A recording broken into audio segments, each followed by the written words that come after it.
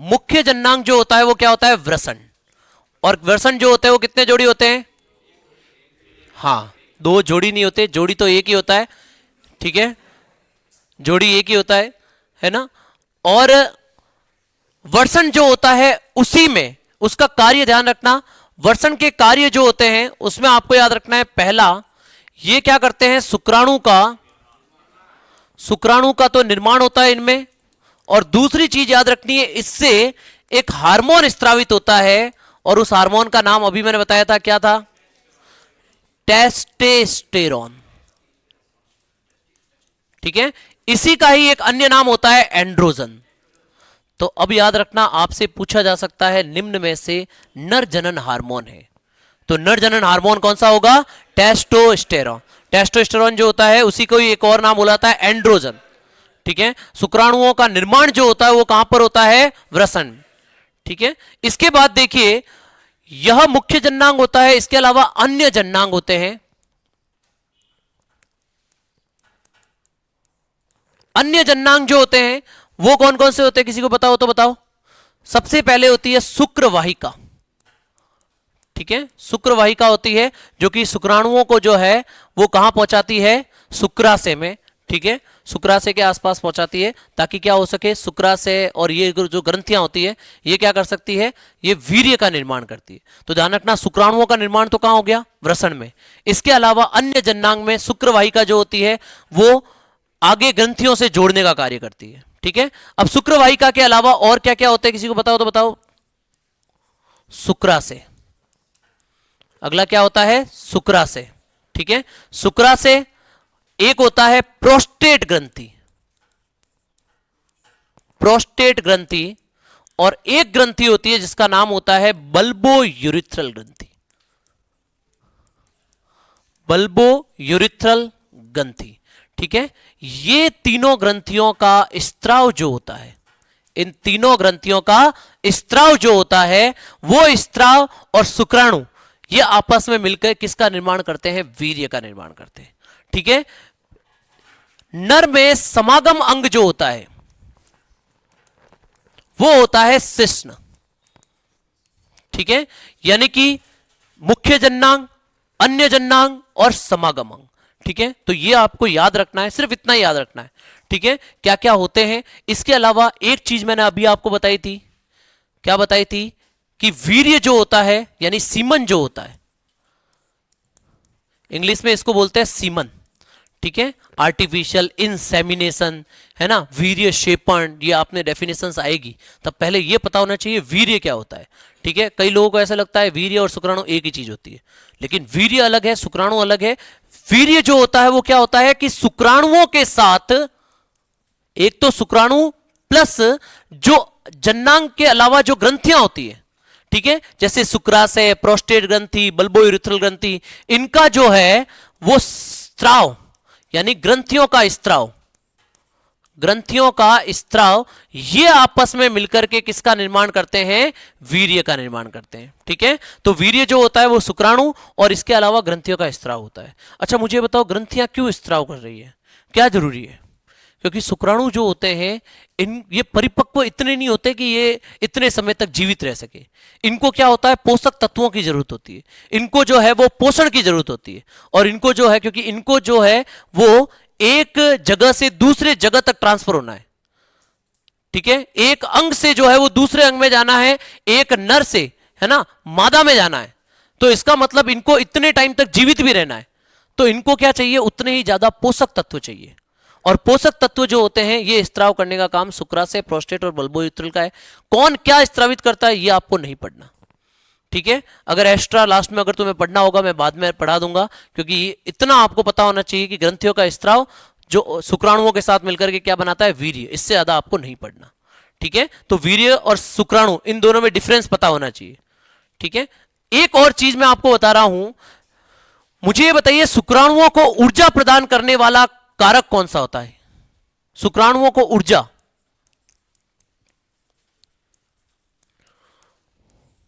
शुक्राणुओं को ऊर्जा प्रदान करना, ठीक है। शुक्राणुओं को ऊर्जा जो है वो किससे प्रदान होती है? फ्रक्टोज से। और वो फ्रक्टोज किसमें पाया जाता है? वीर्य में पाया जाता है, ठीक ठीक है, वो स्त्राव में पाया जाता है। तो इनको ऊर्जा किससे मिलती है? ऊर्जा किससे मिलती है? फ्रक्टोज से। नाम सुना है फ्रक्टोज? एक ग्लूकोज होता है, एक फ्रक्टोज होता है। ठीक है, ग्लूकोज जो होता है वो अपने घर में जो शक्कर आती है ना, वो ग्लूकोज होती है, और जो फलों की शर्करा होती है, जो फलों में होती है फ्रूट शर्करा, वो कौन सी होती है? फ्रक्टोज। ठीक है, तो ये फ्रक्टोज जो होती है वो क्या करती है? शुक्राणुओं को भी ऊर्जा प्रदान करना, ये किसका कार्य होता है? फ्रक्टोज का कार्य होता है। ठीक है, तो आपको अब ये पता चल गया कि नर जनन अंग जो होते हैं वो कौन कौन से हैं, इसके बारे में थोड़ा बहुत आपको पता चल गया। अब अपन देखने वाले हैं नेक्स्ट मादा जनन अंग के बारे में।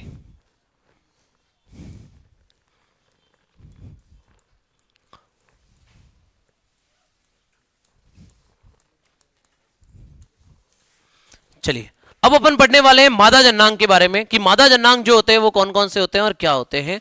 ठीक है, तो देखो मादा जननांग के बारे में आपको पूरा डायग्राम से बता रहा हूं मैं, और इसका कारण क्या है, क्योंकि जब आपको कृत्रिम गर्भाधान बताया जाएगा तब आपको पता होना चाहिए कृत्रिम गर्भाधान में कहाँ क्या चीज, मतलब स्पर्म जो होते हैं वो कहाँ छोड़े जाते हैं।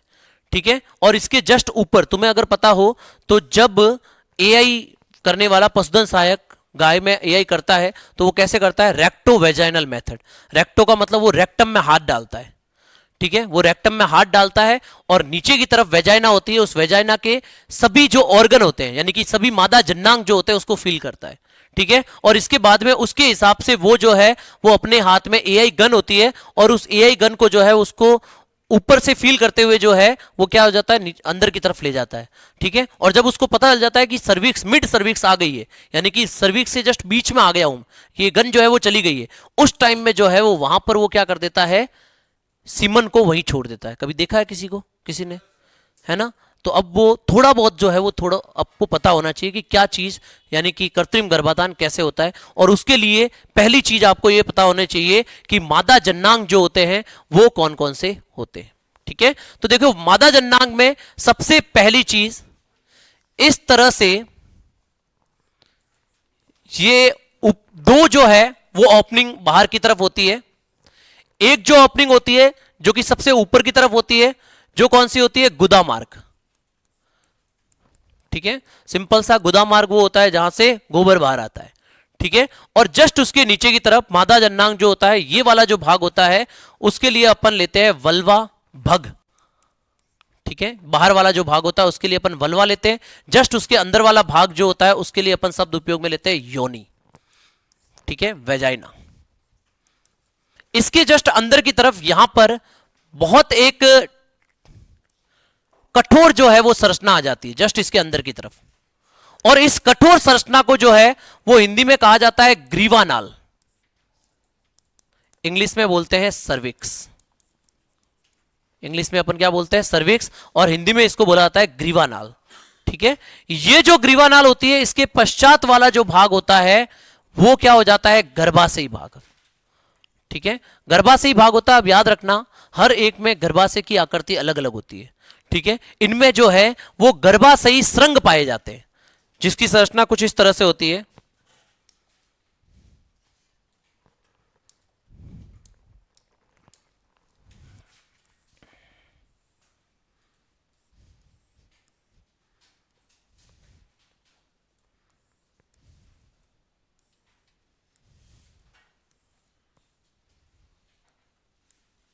दो ऐसे गर्भाशयी श्रृंग बन जाते हैं जिनको अपन बोलते हैं, इंग्लिश में तो बोलते हैं गर्भाशयी हॉर्न।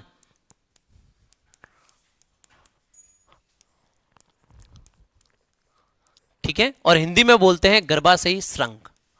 ठीक है, तो क्या होता है देखो, सबसे पहले तो क्या हुआ, ये वाला भाग तो कौन सा हो गया? वल्वा, जो बाहर की तरफ दिखाई देता है भाग वो वल्वा भाग होता है। जस्ट उसके अंदर की तरफ योनि भाग होता है, योनि के जस्ट अंदर जो है वो ग्रीवानाल होता है। ठीक है, ग्रीवानाल को इंग्लिश में सर्विक्स बोलते हैं। ये वाला जो भाग होता है, जो ये वाला भाग है, ये वाला गर्भाशयी भाग है। ठीक है, गर्भाशयी भाग है, जो कि गर्भाशयी भाग जो होता है वो आगे जाकर के किसमें बढ़ जाता है? दो अलग अलग गर्भाशयी श्रृंग में बदल जाता है। ठीक है, और ये गर्भाशयी श्रृंग जो होते हैं यानी कि गर्भाशयी हॉर्न जो होते हैं, इनमें क्या होती है? प्रेगनेंसी होती है, सगर्भता होती है। ठीक है, इसका डायग्राम वैसे मैं आपको एक कल फोटो में दिखवा दूंगा। ठीक है, अभी एक बार नॉर्मली तुम समझ लो ताकि वो फोटो वाला तुम्हें और अच्छे से समझ में आ जाएगा। ठीक है, तो क्या बताया मैंने कि एक तो ग्रीवानाल सर्विक्स हो गई, एक गर्भाशयी श्रृंग होते हैं इसमें, ठीक है, गर्भाशयी श्रृंग होते हैं, ठीक है। अब ये गर्भाशयी श्रृंग जो होते हैं वो यहां पर इस तरह से वो आगे की तरफ जो है वो एक नलिका से जुड़े रहते हैं, ठीक है, अलग अलग प्रकार की नलिका होती है, इस तरह से वो जुड़े होते हैं। और इन नलिका को या इन वाहिनी को जो है वो कहा जाता है अंडवाहिनी। क्या कहा जाता है? अंडवाहिनी। और ये अंडवाहिनी अंतिम रूप से जो है वो किससे जुड़ जाती है? अंडाशय से। तो इस तरह की संरचना होती है पूरा, ठीक है। तो देखो सबसे पहला भाग, अब खुद बताओ तुम क्या क्या चीजें हो गई। सबसे पहला भाग ये वाला जो भाग होता है इसके लिए अपन क्या वर्ड प्रयुक्त करते हैं? अंडाशय। अंडाशय जो होते हैं वो एक जोड़ी अंडाशय होते हैं। कितने होते हैं? एक जोड़ी अंडाशय होते हैं। ये मैंने इस तरह से बताया है, तो उधर वाला अंडाशय जो है आपको दिख नहीं पाएगा, इस टाइप से ये, ठीक है, मतलब 3D इमेज टाइप से सोचो कि मैंने इस साइड का बताया, तो इस साइड वाला दिख रहा है, ये आगे जाकर के और दूसरे साइड में एक अंडाशय होगा, उससे जाकर के मिलेगी, ठीक है। तो दो गर्भाशय और ने, और दोनों जाके मिल कहां से रहे? दोनों जाकर के मिल कहां रहे? गर्भाशय में। और ये गर्भाशय के बाद में ये इस तरह से मिल रहे हैं, ठीक है। तो ये दोनों, ये शेप जो होती है ना, इसको बोलते हैं वाई शेप। इसको क्या बोलते हैं? Y shape. वाई क्यों बोलते हैं? देखो ये अगर तुम देखोगे तो इस तरह से ये संरचना है, ठीक है ना। दोनों हॉर्न जो है वो अलग अलग हो रहे हैं जाकर के। ये 3D में है ना, ऐसा दिख रहा है तुम्हें, बाकी 2D में, सॉरी, ऐसा दिख रहा है, बाकी 3D में ये इस तरह से, ये इस तरह से, ठीक है। ये दोनों अंडाशय हैं इस तरह, ठीक है। और ये यहां से अलग होकर के ये इस तरह से क्या हो गया है? जुड़ गए दोनों अंडाशय से, ठीक है। तो ये श्रृंग हो गए। श्रृंग के बाद में मैंने क्या बता दी तुम्हें? अंडवाहिनी। ये अंडवाहिनी होती है। इस अंडवाहिनी से जो है वो अंडाणु अंडाशय से स्त्रावित होकर के कहां आ जाता है? यहां अंदर आ जाता है, ठीक है। और इस तरह से यहां पर जो है वो गर्भ बनता है, इन दोनों में से एक में, ठीक है। अब कौन से में बनेगा उसके लिए सक्रिय कौन सी होती है? अगर दायां अंडाशय सक्रिय है, दाएं अंडाशय से अंडाणु आया है, तो गर्भ कहां बनेगा? दाएं भाग में। और अगर बाएं से आया है तो क्या बनेगा? गर्भ बाएं भाग में बनेगा, ठीक है। तो ये बहुत सिंपल सिंपल चीजें जो तुम्हें पता होनी चाहिए, ठीक है ना। और ये चीजें जो है वो तुम पढ़ के नहीं दे समझ पाओगे, ये तुम्हें जो है वो डायरेक्टली इन चीजों को समझना ही पड़ेगा, ठीक है। अगर पढ़ोगे ना डायरेक्टली, किसी बुक से पढ़ लिया, ये समझ में नहीं आएगा। इन चीजों को जो है वो तुम्हें कहीं ना कहीं समझना ही पड़ेगा, ठीक है। तो अब देखो यहां से जो है वो शुक्राणु प्रवेश करवाए जाते हैं, इस भाग से जो है वो शुक्राणु प्रवेश करवाए जाते हैं, और इस भाग से अंडाणु आता है, ठीक है। शुक्राणु और अंडाणु अंडवाहिनी में जाकर के क्या हो जाते हैं? निषेचित, ठीक है। निषेचन कहां होता है? अंडवाहिनी के मध्य में, ठीक है। और अंडवाहिनी से इसके बाद में ये थोड़ा थोड़ा ऐसे लगातार जो है वो कोशिकाएं विभाजित होती रहती है, और यहां आकर के जो है वो अंतररोपित हो जाता है। अंतररोपण का अर्थ होता है कि भ्रूण का गर्भाशय में अंतररोपित हो जाना या फिर बंध जाना, ठीक है, उसको अपन क्या कहेंगे? अंतररोपण। अब अंतररोपण के पश्चात यहीं पर 9 माह या जितने भी माह तक, ठीक है, अलग अलग पशुओं में अलग अलग होता है गर्भकाल, उतने माह तक है यहीं रहेगा। और इसके बाद में जो है वो प्रसव के द्वारा यहां से ये वापस बाहर आ जाएगा। जब बाहर आता है तो उस समय ये सर्विक्स जो होती है वो खुल जाती है, ठीक है। ये कठोर होती है सर्विक्स, ये सिर्फ और सिर्फ कब खुलती है? प्रसव के समय खुलती है, ठीक है। तो अब ये डायग्राम थोड़ा बहुत देख करके आपको क्या क्या समझ में आ रहा है कि मुख्य जननांग कौन कौन से हैं? बताओ। मुख्य जननांग कौन सा है? अंडाशय। अंडाशय के बारे में मैंने आपको बताया था, सक्रिय कौन कौन सा होता है? जो रुमांथी होते हैं उनमें तो कौन सा सक्रिय होता है? दायां। और अन्य जो होते हैं जानवर, उनमें जो है वो कौन सा सक्रिय होता है? बायां, ठीक है। आकार वगैरह का वैसे पूछा नहीं जाता, बट अगर तुम चाहते हो तो मैं बताऊं तो जितने भी लगभग रुमांती होते हैं उनका तो होता है, कैसा होता है? अंडाकारी होता है। तो इसमें तो कोई दिक्कत नहीं है अंडाशय वाले, ठीक है। इनका अन्य में ध्यान रखना, घोड़ी जो होती है उसका अंडाशय जो होता है वो होता है किडनी आकार का, ठीक है। और पक्षी का याद रखना, पक्षियों का, ऊंट का, इनका जो होता है वो होता है अंगूर के गुच्छे जैसा, ठीक है। तो ये है, बाकी आपको याद नहीं करना है। ये थोड़ा सा टफ लेवल है, थोड़ा सा अपर लेवल है। अंडाशय का आकार कैसा होता है ये सब चीजें याद नहीं करनी है, यहां से क्वेश्चन नहीं बनता है, ठीक है। ये तो मैंने बता दिया तुम्हें, बट ये याद रखना है कि रुमांथियों में तो कौन सा होता है? दायां अंडाशय सक्रिय होता है, ठीक है। ये इंपॉर्टेंट है बस। गाय, भैंस, भेड़ और बकरी, ठीक है। अन्य में फिर क्या सारे आ जाएंगे, ठीक है। रुमांथी जो होते हैं उनमें रुमन होता है, जो पेट होता है ना, जैसे अपना जो होता है वो केवल आमाशय होता है, इनमें क्या होगा, रूमन होता है, रेटिकुलम होता है, ओमेसम होता है, एबोमेसम होता है। ये पेट जो होता है ना उसके 4 भाग होते हैं, तो इनमें मुख्य रूप से रूमन पाया जाता है और इसी कारण से इसको क्या कहते हैं, रुमांथी कहते हैं। ठीक है, ऐसे जानवर जो कि अपने खाने को एक बार खाने के पश्चात वापस से जो है वो मुंह में ला करके उसको क्या करते हैं, पचाते हैं। ठीक है, जुगाली करते हैं। ठीक है, तो उसी को जो है वो अपन क्या कहते हैं, रुमांती कहते हैं। ठीक है, तो बड़े रुमांती में गाय भैंस होती है, छोटे रुमांती में भेड़ बकरी होती है। ठीक है, तो ये अंडाशय हो गया। अंडाशय के बाद में अन्य जन्नांग कौन से होंगे,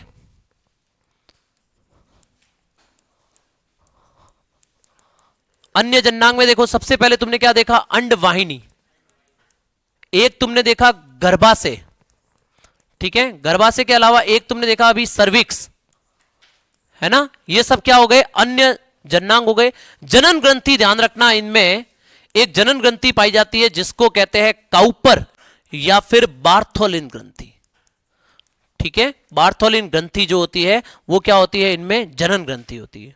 ठीक है, इसके बाद में समागम अंग जो होता है वो इसमें क्या होता है, योनि।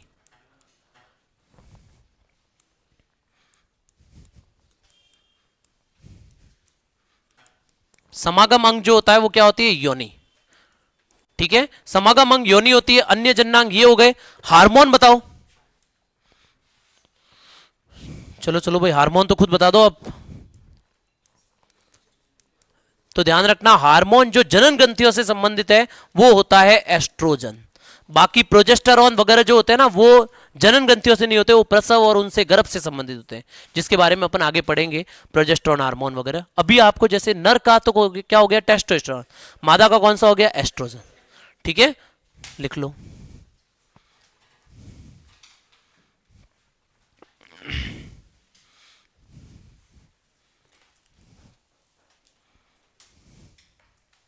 चलिए आज के लिए इतना ही, बाकी अपन पढ़ेंगे कल।